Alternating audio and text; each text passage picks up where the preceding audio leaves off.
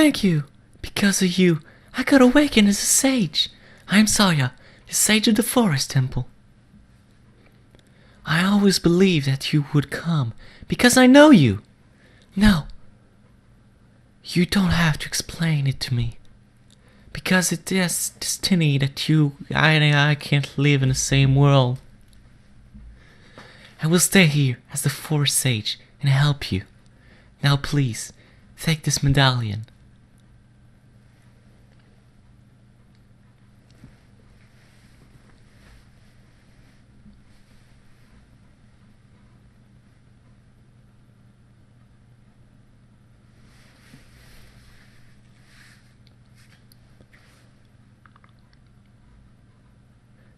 You receive the forest medallion.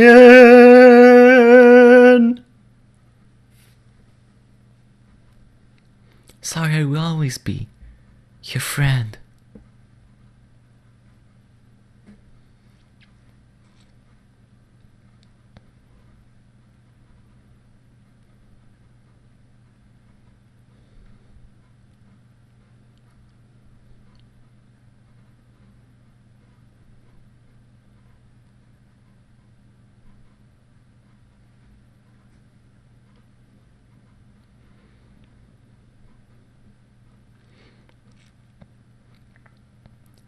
Hi there, I'm the deku tree sprout. Hashtag, because of you and sorry I broke the curse on the forest temple, I can grow and flourish. Thanks a lot. Hashtag swag. Hey, have you seen your old friends? None of them recognized me as your grown body, did they? That's because the Kokiri never grow up. Even 7 years, they're still kids. Hashtag YOLO. You must be wondering why only you have grown up. Well, as you might have already guessed, you are not a Kokiri, you're actually an alien. I am happy to finally reveal this secret to you. How do you know this secret?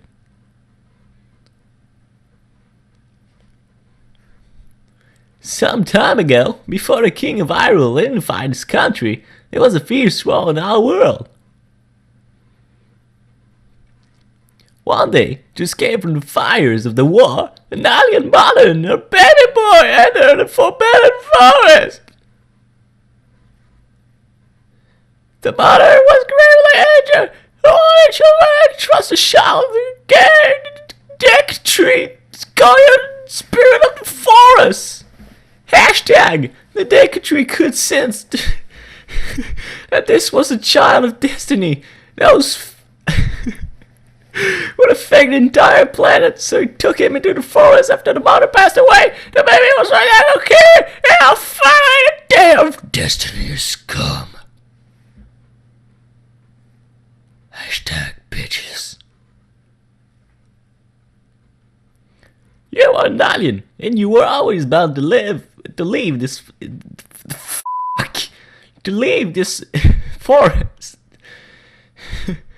And now, you have learned your own destiny, so you know what you must do. That's right, you must save the land of Hyrule. Now, none one, break the curse on all of the temples and return peace to Hyrule. Hey guys, my name is Oliver Gamer 3, bringing you guys today some Legend of Zelda Ocarina of Time Let's Play. And what you are seeing right now is actually post-commentary because, well, excuses me. In between the episodes, you saw a huge delay, like 2 to 3 months within the Let's Play. And don't worry, that's perfectly normal. That's just a lot of technical shit happened and I had to solve it.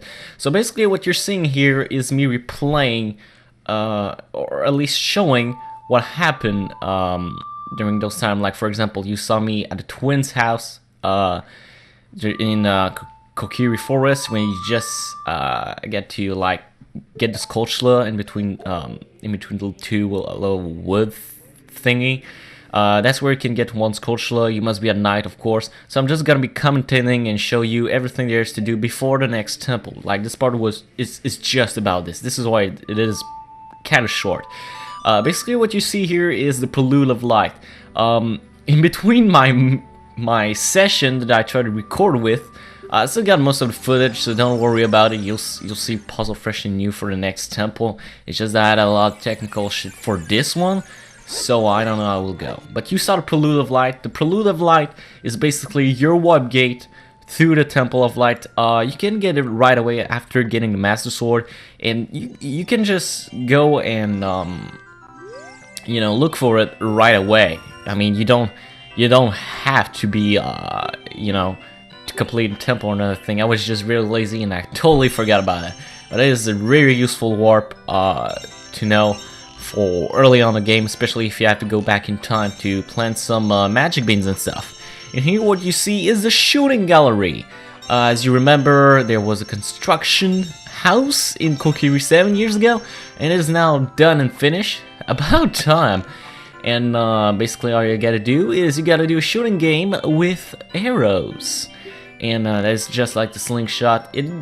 I don't find it particularly more difficult. I believe it's the same amount. I don't feel like it's any more difficult. Same thing, if you got 8 rupees or 9, you got a free shot at it again. And if you get a perfect score, you get a really special reward. Like in this case, it only took me 2 tries. I'm really proud of that. And if you get a fantastic present. If you have a perfect score on your first try, you'll get the large quiver, which, as you can see on screen, it can hold 40 arrows instead of 30. Really useful stuff to have. If you don't have it, you get a purple rupee. It's a decent consolation price. And you can see here, I'm now back in the Nogo's Cavern to get the very last gold sculpture. What? I mean, I already got it, but you know, stuff happens. So if you go back and see the Scarecrow, as adult Link can play the Scarecrow song that you used to play 7 years ago, you will automatically, you know, set this song as a 13th song. And by the way, this is where you can get the gold sculpture. Just feel like mentioning it. It's right behind here. You gotta have the hookshot to utilize the Scarecrow. So yeah, if you go see the Scarecrow, play the 13 Hidden song that you played 7 years ago. Just play it afterwards in front of the Scarecrow to activate the 13 Hidden song, and then just, you know, get back and get those gold sculpture here. Just in front of Goron City, there was this hole with rocks. If you play the song Storms in it, you know, you get a hole, and in that treasure chest was 200 rupee. You can use it to get kind of a lame weapon, actually. And don't mind the Goron here, they're not supposed to be there. I'm just doing a really shitty run so far. I mean, I'm sorry for the corrupted footage and stuff, but I had so much shit during the last 3 months. I am not kidding. That was probably the worst recording shit I've ever had, because of all the other stuff. I mean, I'm going back on track. I should be able to finish this Let's Play before 2015. But yeah. And here's where you can spend your newly 2,000 rupees. 200 rupees, excuses me. And this guy is the brother of the guy who made our big golden sword. And if you give him, I believe, 200 or 300 rupees, it will make you a giant knife, which is just like the big golden sword, you know. As much damage, as much range, but don't waste your money on it, because as soon as you get this weapon, 6 or 7 hits later, it breaks. And the advantage of the big golden sword having a very long range is pretty much rendered useless now, since the biggest advantage of the big golden sword is its range and its power. While you still have the 4 times damage with the giant's knife, you have like this really tiny piece of the big golden sword, and it's like the range of the Kokiri sword, and it's pathetic. Like, really, never spend your rupees on it. And here we see Nanwan number 2. There's a bit of story elements that was driven a little bit between my corrupted footage. This is one of them. Basically, this Goron talks about a giant dragon, you know, just kind of carrying the entire community of Gorons. Just go talk to him. You will roll over the circle that I'm standing on right here. It's pretty self-mandatory. Just bomb in the face like you did to get the bomb bag for the big Goron. He's a little bit faster though, so make sure you take your time aligning yourself to get the bomb. By the way, here's another position of gold skull. So you need to be on the roads if you want to get it. Just saying, I don't believe there's any other way to get it otherwise unless of a later weapon. But yeah, the little Goron, he's basically named after you saved the Gorons from the Dodongos. So he's pretty much like a kid, 7 years old kid. Next thing you want to do is you want to hand it to the sacred room because you will unlock those two doors. Just pull in that big Goron Darunia block and you're now in Death Mountain Crater. What are you gonna do in Death Mountain Crater? Well, now that you have the hookshot, you can now access to the other side. Just go over here and there will be a cutscene appearing of Sheik teaching you a new song. It doesn't tell you anything about plot, so I don't feel like this is this important. It is called Billow of Fire. I love this tune. I so love this tune.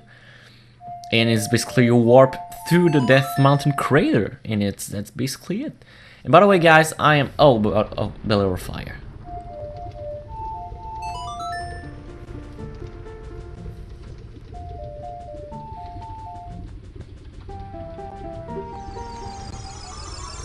Oh, I'ma love this tune. But yeah, if you were wondering why I didn't just you know, replay the game, well, just see it like this.